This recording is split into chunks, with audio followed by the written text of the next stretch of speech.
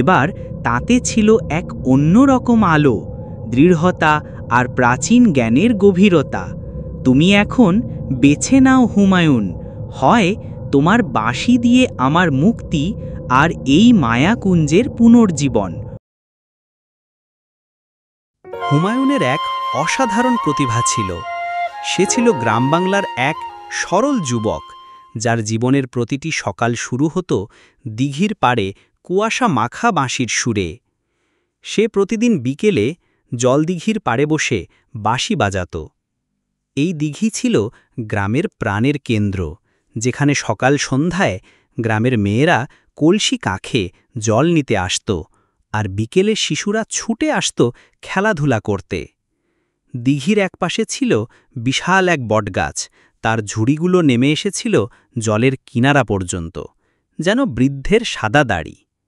এই বটগাছের নিচেই হুমায়ুন তার বাঁশি নিয়ে বসত। সে এত ভালো বাঁশি বাজাত যে তার বাঁশির সুরে শুধু গ্রামের মানুষই মুগ্ধ হতো না, বনের গভীর থেকে পাখির কিচিরমিচির, এমনকি দূর থেকে ভেসে আসা গুরুর ডাকও যেন তার সুরের তালে শান্ত হয়ে যেত। তার বাঁশির মধু সুরে অনেক কিছু যেন মন্ত্রমুগ্ধের মতো তার কাছে চলে আসত, যেন বনভূমির লুকানো প্রাণগুলো তার সুরের টানে কাছে ভিড় জমাত।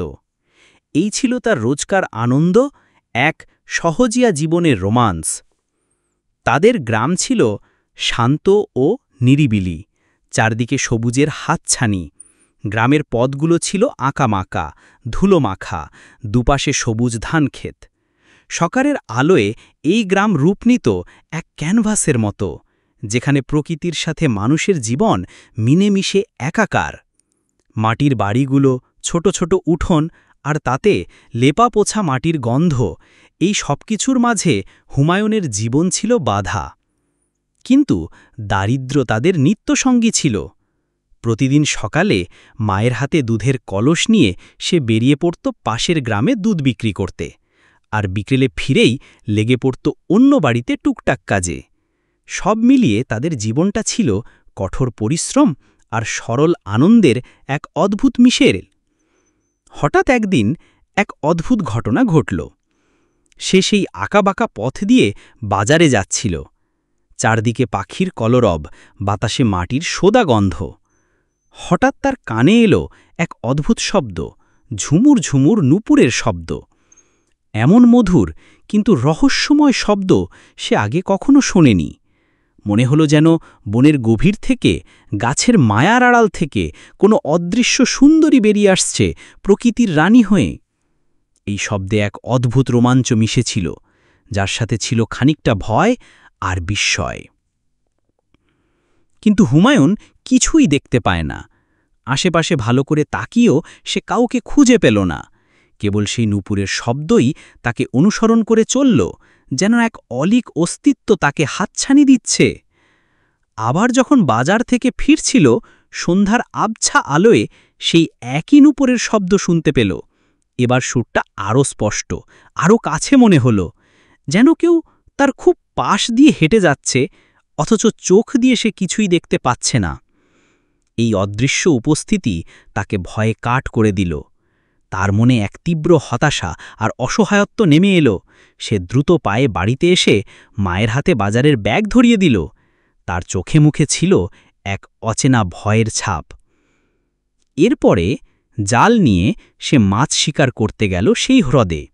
হ্রদটি ছিল দিঘিরই একটি অংশ, গভীর এবং শীতল। মাছও কিছু পেল না সেদিন, কিন্তু হঠাৎ জলের নিচে কি যেন এক বিশাল নাড়াচাড়া দিল, ঠিক যেন মানুষের মতো। জলের নিচে মাছের মতো কিছু একটা বিশালভাবে নড়াচাড়া করছিল, কিন্তু তার আকার আর ধরন দেখে মনে হলো যেন কোনো বিশাল আকৃতির মানুষ বা অন্য কোনো অজানা সত্তা।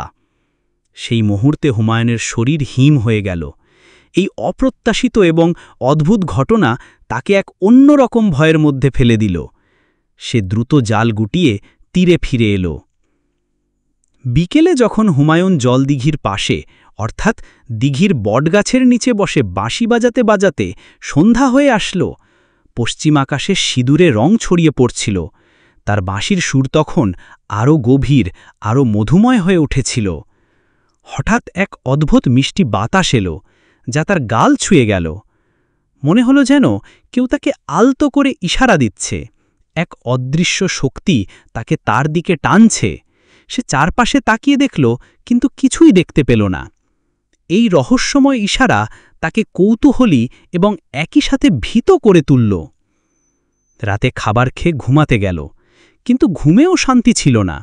ঘুমের মধ্যেও সেই বন, হ্রদ আর বটগাছের দৃশ্য তার স্বপ্নে এলো। অদ্ভুতভাবে সেই নুপুরের শব্দ আর জলের নড়াচড়ার স্মৃতি তাকে তাড়া করে বেড়াচ্ছিল। এইভাবে প্রায়ই হঠাৎ হঠাৎ হুমায়ুন বিভিন্ন সময়ে চমকে যায়। কখনো দুপুরে মাঠে কাজ করতে গিয়ে, কখনো বা ঘুম ভাঙার ঠিক আগে সেই অলীক শব্দ বা দৃশ্য তার মনে ভীতি সঞ্চার করে। এইসব রহস্যময় ঘটনা যেন তার সরল জীবনকে এক নতুন মোড় দিচ্ছিল, এক অজানা রহস্যের জাল বুনে দিচ্ছিল। দুধ বিক্রি করে অন্য বাড়িতে কাজ করতে হয় হুমায়ুনকে। সব মিলে তাদের জীবন ছিল কঠোর পরিশ্রম আর দারিদ্র্যে ভরা। কিন্তু এই অদ্ভুত ঘটনাগুলো যেন তার জীবনে এক নতুন মাত্রা যোগ করছিল, এক অজানা রহস্যের জাল বুনে দিচ্ছিল। এরপরে আরও ভয়ঙ্কর কিছু ঘটবে তার জীবনে। সেদিন গভীর রাত। পূর্ণিমা না হলেও আকাশে একটা ম্লান চাঁদ ছিল, যার আলো গাছের পাতার ফাঁক দিয়ে আবঝাভাবে দিঘির জলে এসে পড়ছিল। হুমায়ুন ঘরে ঘুমাচ্ছিল, কিন্তু তার ঘুম ছিল অস্থির। সেই মিষ্টি বাতাসের স্পর্শ, নুপুরের শব্দ আর দিঘির জলের অদ্ভুত নড়াচড়া যেন তার মনের গভীরে গেঁথে গিয়েছিল। হঠাৎ তার কানে ভেসে এলো সেই চেনা বাঁশির সুর। চমকে উঠল হুমায়ুন। সে তো ঘরে, তাহলে কে বাঁশি বাজাচ্ছে? সুরটা ছিল তার নিজেরই, কিন্তু তাতে যেন এক অদ্ভুত বিষণ্ণতার আহ্বান মিশেছিল। ধীরে ধীরে সে বুঝতে পারল সুরটা আসছে জলদিঘির দিক থেকে। ভয়ে তার বুক ধড়ফড় করছিল, কিন্তু এক অদম্য কৌতূহল তাকে টেনে নিয়ে গেল দিঘির পাড়ে। সে দেখল বটগাছের নিচে আবছা আলোয় কেউ একজন দাঁড়িয়ে আছে, তার হাতে বাঁশি। ভয়ে ভয়ে হুমায়ুন এগিয়ে গেল। যত কাছে যাচ্ছিল ততই সুরটা আরও স্পষ্ট হচ্ছিল, আরও আকর্ষণীয় মনে হচ্ছিল। অবশেষে সে বটগাছের নিচে পৌঁছাল। সেখানে দাঁড়িয়েছিল এক অপরূপা নারী। তার পরনে ছিল শ্বেত শুভ্র শাড়ি, দীর্ঘ কালো চুল পিঠের ওপর ছড়িয়েছিল, আর তার পায়ের নুপুর থেকে সেই ঝুমুর ঝুমুর শব্দ আসছিল। তার হাতে ছিল হুমায়ুনেরই বাঁশি। সেই বাঁশিতেই সে বাজিয়ে চলেছিল তার নিজের সুর। নারীর মুখটি আবছা হলেও তার চোখ দুটি ছিল জলজলে এবং সম্মোহনকারী। হুমায়ুন বিস্ময় বাক্যহারা হয়ে বাড়িয়ে রইল। নারী বাঁশি বাজানো থামিয়ে ধীর কণ্ঠে বলল, তুমিই সেই হুমায়ুন, যার বাঁশির সুর এই বনভূমিকে জাগিয়ে তোলে? নারীর কণ্ঠস্বর ছিল মধুর, কিন্তু তাতে এক অদ্ভুত রহস্যময়তা ছিল। হুমায়ুন কোনোমতে মাথা নাড়ল। নারী একটি দীর্ঘশ্বাস ফেলল। তোমার সুর আমাকে দীর্ঘ নিদ্রা থেকে জাগিয়ে তুলেছে। এই দিঘির গভীরে আমি বন্দিনী ছিলাম। সে ধীর পায়ে দিঘির দিকে এগোতে লাগল। আমার মুক্তির জন্য তোমার প্রয়োজন। হুমায়ুন যেন এক ঘোরের মধ্যে ছিল। সে দেখতে পেল নারী দিঘির জলে পা রাখতেই জল তার পায়ের কাছে শান্ত হয়ে গেল। চাঁদের আলোয় জল চিকচিক করে উঠল। নারী তাকে হাতছানি দিয়ে ডাকল, এসো, আমার সঙ্গে এসো। তোমার বাঁশির সুরেই আমি পূর্ণ মুক্তি পাব, আর তুমি পাবে তোমার স্বপ্নের বনভূমি। হুমায়ুন দ্বিধা করল। তার মায়ের কথা মনে পড়ল। বাজারের পথে শোনা নুপুরের ভয়ের শব্দ মনে পড়ল। কিন্তু নারীর সম্মোহনী চোখের গভীরতা তাকে যেন আর এক পা এগোতে বাধ্য করল। সে অনুভব করল তার বাঁশির সুরের সঙ্গে এই নারীর ভাগ্যের এক গভীর যোগসূত্র রয়েছে। সে কি তার এই নতুন আবিষ্কারের পথে এগোবে, নাকি অজানা আশঙ্কার কাছে হার মানবে? রাতের দিঘির জল যেন এক রহস্যময় আহ্বান জানাচ্ছিল, যা তার জীবনের সব হিসেব ওলটপালট করে দিতে প্রস্তুত ছিল। হুমায়ুনের মন যেন এক অদৃশ্য সুতোয় বাঁধা পড়ে গিয়েছিল সেই নারীর ডাকে। ভয় আর কৌতূহল মেশানো এক অদ্ভুত অনুভূতিতে সে ধীরে ধীরে জলদিঘির শীতল জলে পা রাখল। জলের প্রতিটি স্পর্শে তার সারা শরীরে এক শিহরণ বয়ে গেল। মনে হলো যেন হাজার বছরের ঘুমন্ত কোনো শক্তি জেগে উঠছে। নারী তাকে হাত ধরে জলদিঘির গভীরে টেনে নিয়ে গেল। এক অদ্ভুত আলোকচষ্টা তাদের ঘিরে ধরল, আর চারপাশের পরিবেশ যেন বদলে যেতে শুরু করল। দিঘির জল রূপান্তরিত হল এক স্ফটিক স্বচ্ছ সুড়ঙ্গে, যার দেওয়াল দিয়ে দেখা যাচ্ছিল বিস্ময়কর জলজ উদ্ভিদ আর অদ্ভুত প্রাণীর চলাফেরা। এই যাত্রা যেন ছিল এক স্বপ্নের রাজ্যে প্রবেশ। সুড়ঙ্গের শেষ প্রান্তে তারা পৌঁছালো এক বিশাল ভূগর্ভস্থ গুহায়। এই গুহার সিলিংয়ে ঝাড়বাতির মতো ঝুলেছিল হাজার হাজার স্ফটিক, যা থেকে বিচ্ছুরিত হচ্ছিল নানা রঙের আলো। গুহার মাঝখানে ছিল এক বিশাল পদ্ম ফুল, যা গুহার নিস্তব্ধতাকে ভেঙে মৃদু সুর বাজিয়ে চলছিল। এই পদ্মের ওপর বসেছিল আরও অনেক রহস্যময় প্রাণী, যারা দেখতে কিছুটা মানুষ আর কিছুটা পাখির মতো।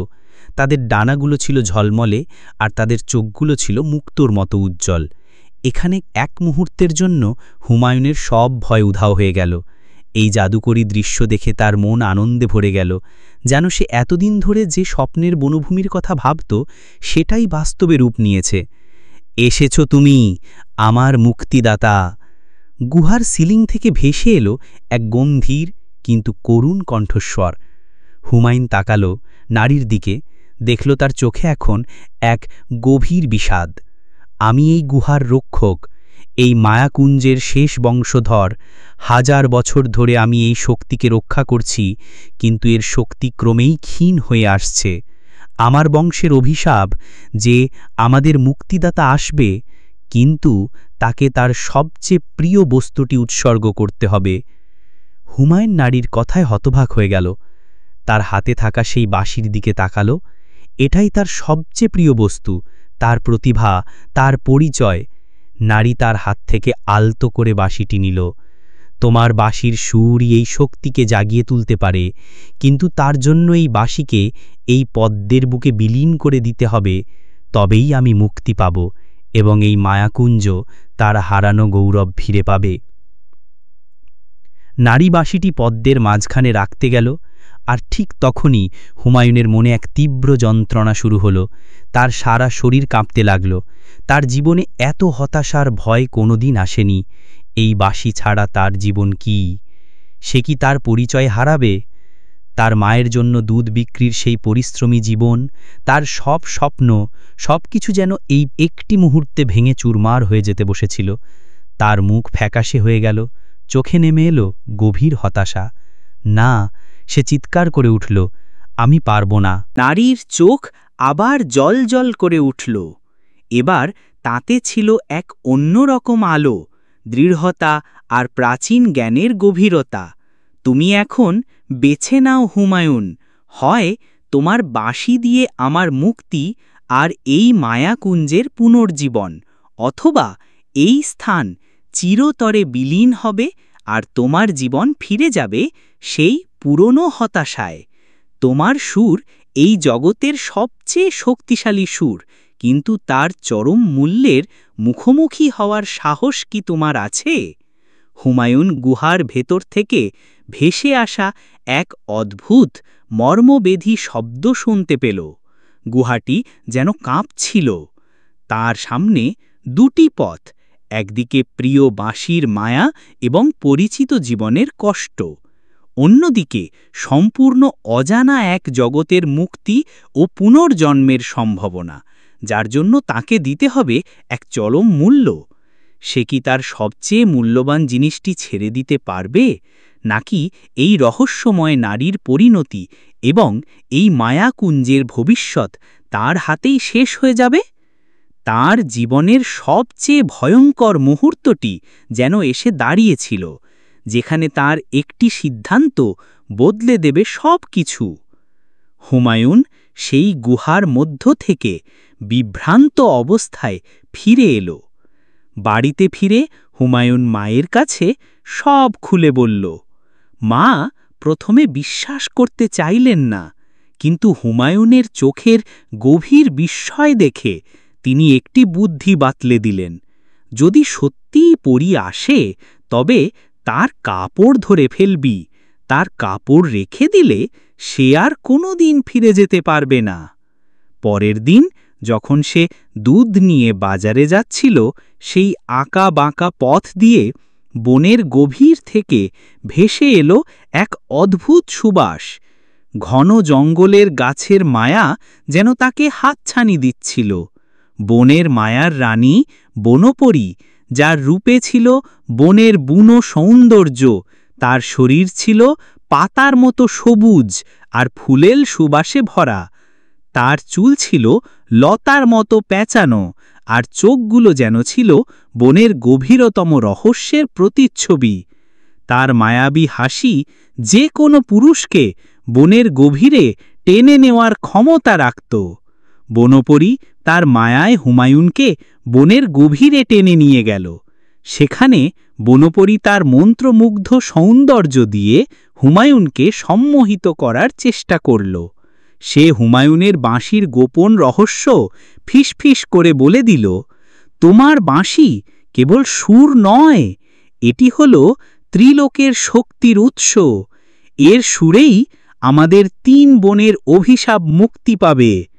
বনপরী তাকে এক প্রাচীন পথের সন্ধান দিল, যা মায়াকুঞ্জের গভীরে প্রবেশ করার চাবিকাঠি ছিল।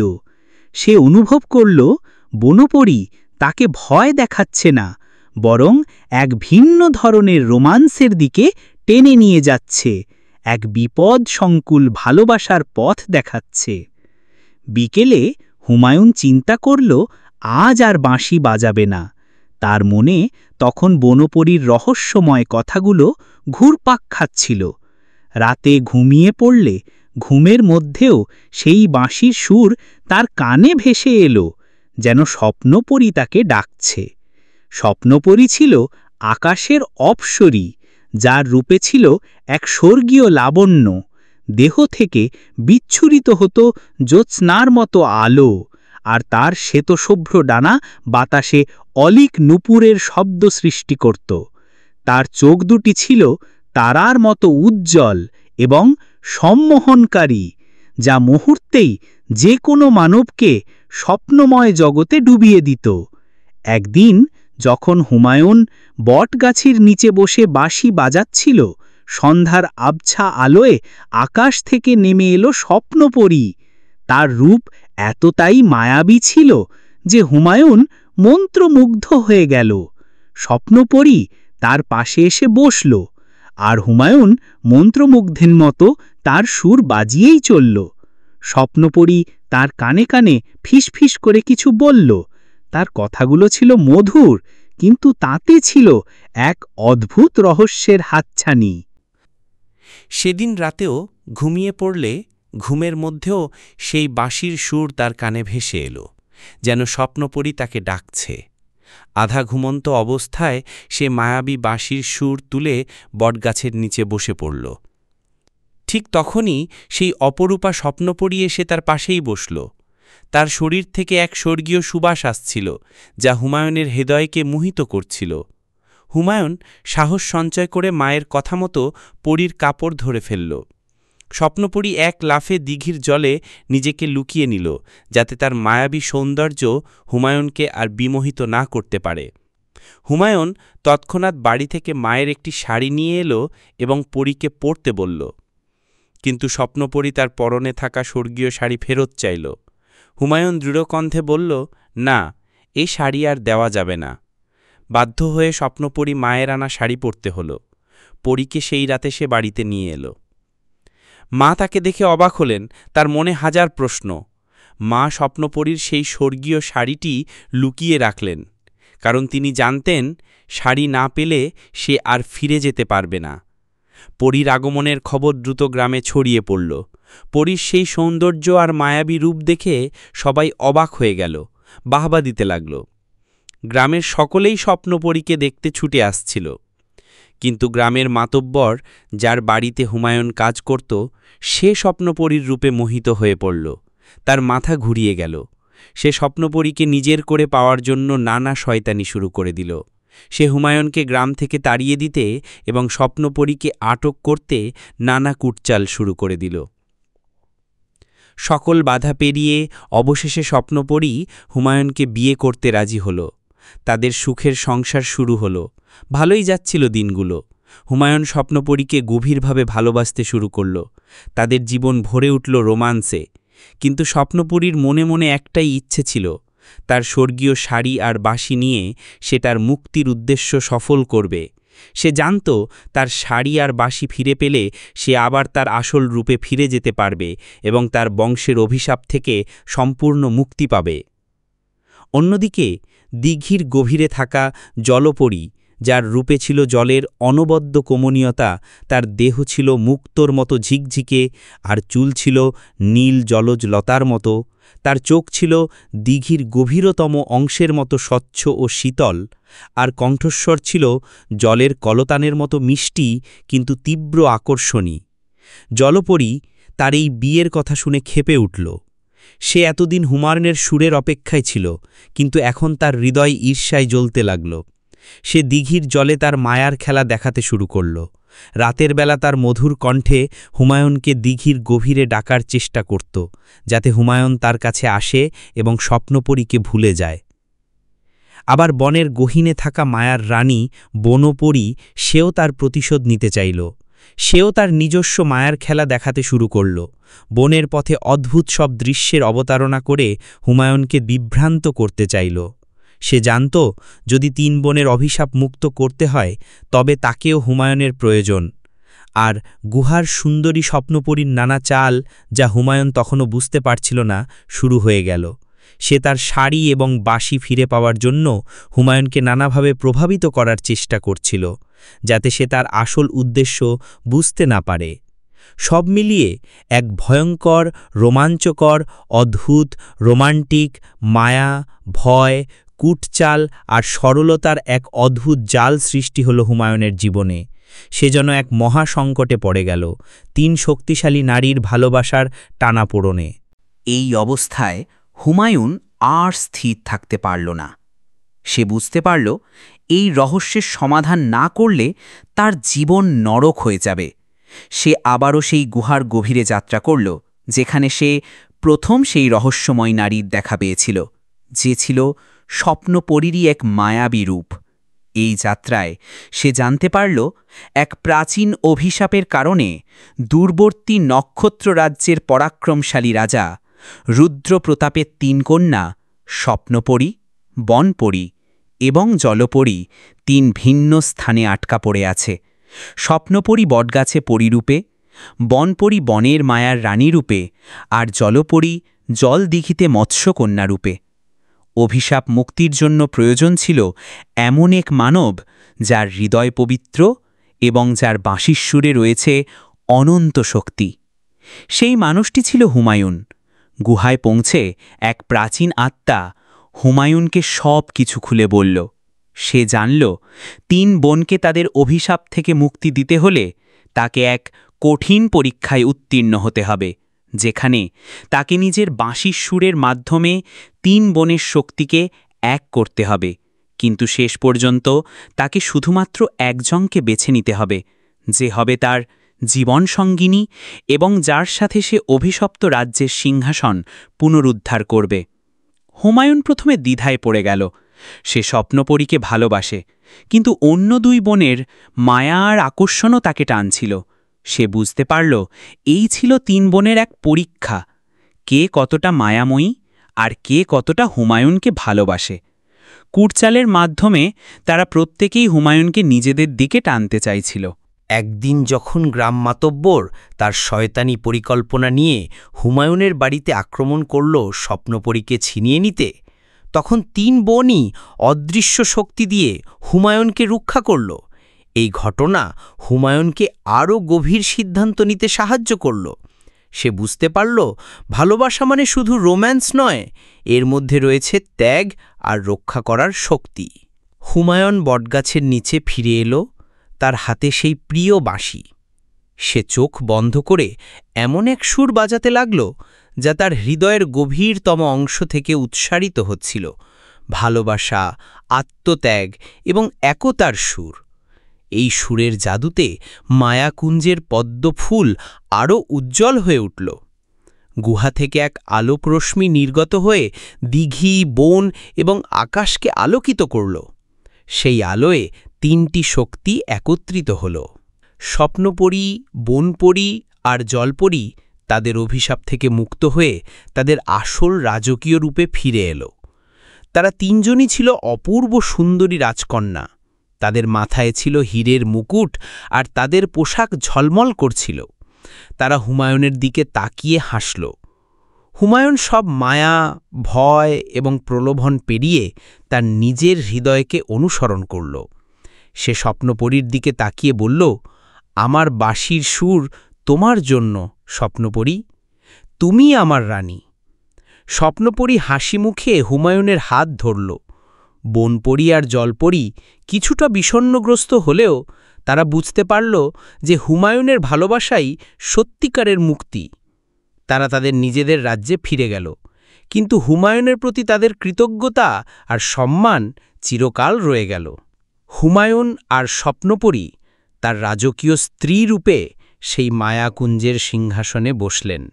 হুমায়ুন দুধ বিক্রি করা বা অন্য বাড়িতে কাজ করা এক সাধারণ যুবক থেকে হয়ে উঠল এক মহান রাজা, যিনি শুধু মায়াবী রাজ্যেরই নয়, তার নিজের গ্রাম এবং প্রজাদেরও দেখভাল করতেন।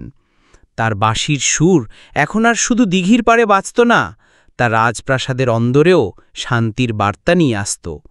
তার জীবন হয়ে উঠল এক বাস্তব রূপকথা, যেখানে ভালোবাসা, সাহস আর আত্মত্যাগ দিয়ে যে কোনো অভিশাপ ভাঙা যায় এবং এক রাজকীয় সমাপ্তি অর্জন করা যায়।